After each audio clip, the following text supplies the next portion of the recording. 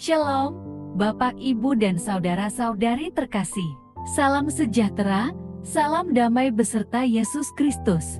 Marilah kita membaca, mendengarkan, dan merenungkan sejenak firman Allah.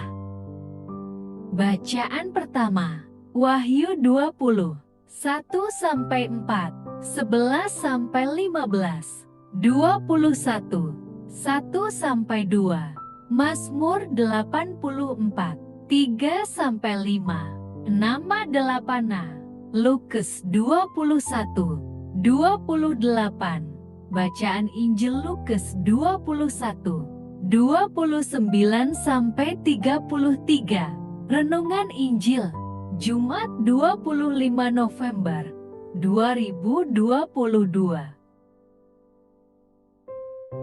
Orang-orang dihakimi menurut perbuatan mereka. Bacaan dari Kitab Wahyu.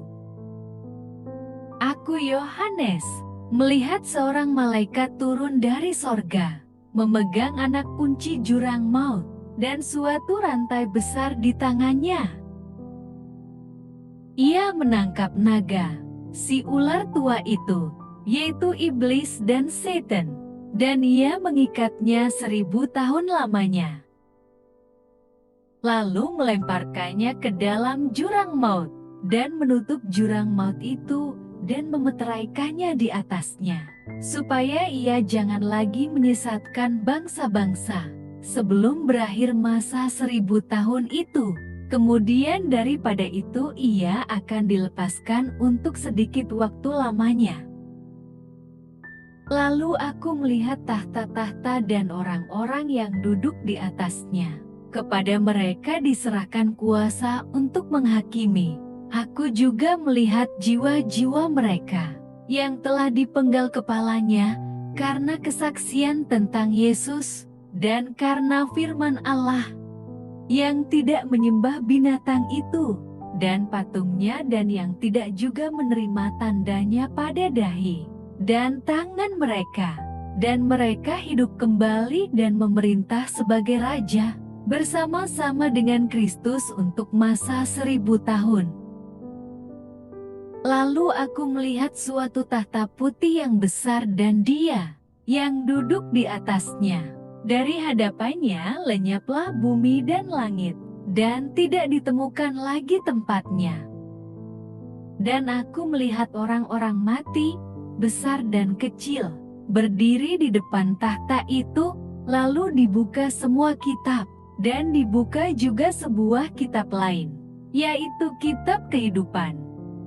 Dan orang-orang mati dihakimi menurut perbuatan mereka, berdasarkan apa yang ada tertulis di dalam kitab-kitab itu. Maka laut menyerahkan orang-orang mati yang ada di dalamnya, dan maut dan kerajaan maut menyerahkan orang-orang mati yang ada di dalamnya, dan mereka dihakimi masing-masing menurut perbuatannya. Lalu maut dan kerajaan maut itu dilemparkanlah ke dalam lautan api. Itulah kematian yang kedua, lautan api. Dan setiap orang yang tidak ditemukan namanya tertulis di dalam kitab kehidupan itu, ia dilemparkan ke dalam lautan api itu. Lalu aku melihat langit yang baru dan bumi yang baru, sebab langit yang pertama dan bumi yang pertama telah berlalu, dan laut pun tidak ada lagi. Dan aku melihat kota yang kudus, Yerusalem yang baru, turun dari sorga, dari Allah, yang berhias bagaikan pengantin perempuan yang berdandan untuk suaminya. Demikianlah sabda Tuhan. Mazmur tanggapan. Lihatlah, kemah Allah ada di tengah-tengah manusia. Jiwaku hancur karena merindukan pelataran-pelataran Tuhan. Hatiku dan dagingku bersorak-sorai kepada Allah yang hidup. Bahkan burung pipit telah mendapat sebuah rumah, dan burung layang-layang sebuah sarang, tempat menaruh anak-anaknya, kepada mazbah-mazbahmu.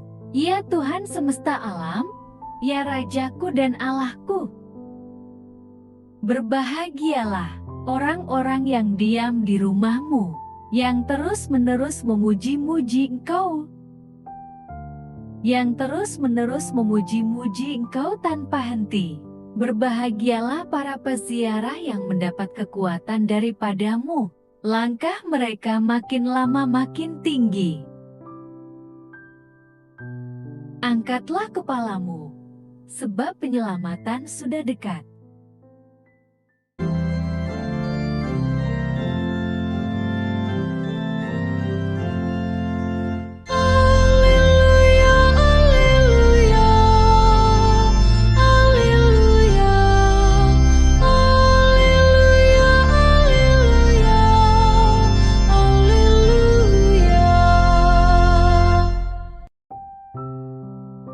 Tuhan bersamamu dan bersama rohmu.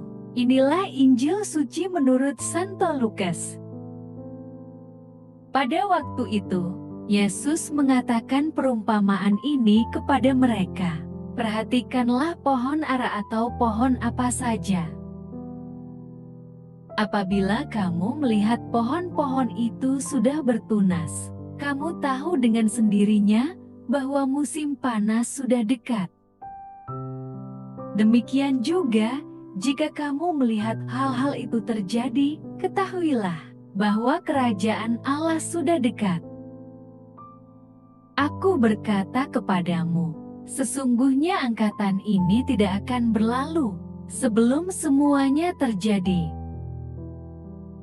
Langit dan bumi akan berlalu, tetapi perkataanku tidak akan berlalu. Demikianlah sabda Tuhan, terpujilah Kristus. Renungan Injil, bangkit dan teguhlah. Bapak, Ibu, dan saudara-saudari terkasih, tanda-tanda seringkali menjadi ciri khusus bahwa sesuatu akan terjadi.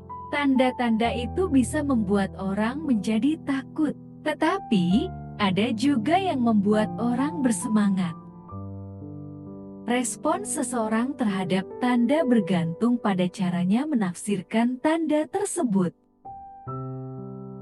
Bapak, Ibu, dan saudara-saudari terkasih, perihal kedatangannya, Yesus memberitahukan kepada murid-Nya mengenai tanda-tanda di langit dan di bumi. Di langit, terlihat tanda pada matahari, bulan, dan bintang-bintang. Di bumi, laut bergelora sehingga seluruh bangsa bingung dan takut. Manusia juga diliputi ketakutan dan kecemasan karena rentetan kejadian tersebut. Saat itulah, orang akan melihat kedatangan Anak Manusia dengan kekuasaan dan kemuliaannya. Waktu itu akan menjadi hari penyelamatan bagi orang percaya. Oleh karena itu, ketika semua tanda itu tergenapi, kita harus bangkit sekaligus bangga menyambut kedatangan Kristus.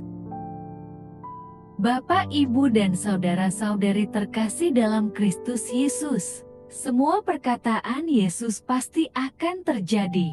Kepastian ini disampaikan Yesus melalui sebuah perumpamaan.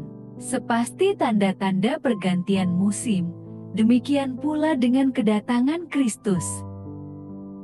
Kedatangan Kristus pada hari Tuhan merupakan puncak hukuman bagi orang berdosa, tetapi tidak bagi orang percaya.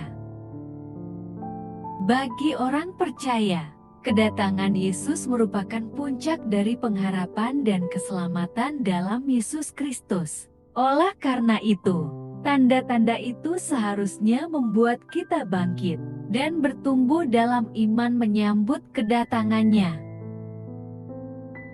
Bapak, Ibu, dan saudara-saudari terkasih, kita sering kali takut, cemas, bahkan khawatir tentang banyak kejadian dalam dunia ini. Berita tentang bencana alam dan konflik antar bangsa seakan-akan tidak berujung. Berbagai peristiwa itu mungkin membuat kita bertanya mengapa semua itu harus terjadi. Firman Tuhan menegaskan bahwa semua itu seharusnya tidak membuat iman kita luntur, apalagi mati. Bangkit dan teguhlah dalam iman. Dunia bola bergejolak, tetapi umat Allah semakin teguh bertumbuh dalam iman. Bapak, Ibu, dan saudara-saudari terkasih, biarlah tanda-tanda terjadi. Namun kita tetap teguh berpegang dalam iman kepada Kristus sampai akhir sambil percaya bahwa Dia senantiasa menyertai kita. Amin. Marilah berdoa. Allah Bapa, sumber pengharapan, Engkau telah mengikat perjanjian dengan semua orang melalui Yesus yang terurapi. Semoga kami selalu berpegang teguh pada Dia dan berkembang menjadi umat yang patuh setia. Dengan pengantaraan Yesus Kristus, Putra-Mu, Tuhan kami yang bersama Dikau, dalam persatuan Roh Kudus, hidup dan berkuasa, Allah, sepanjang segala masa. Dalam nama Bapa, Putra, dan Roh Kudus. Amin. Terima kasih sudah mendengarkan dan merenungkan firman Allah. Jangan lupa subscribe dan jangan lupa juga aktifkan loncengnya. Terima kasih, Tuhan Yesus memberkati.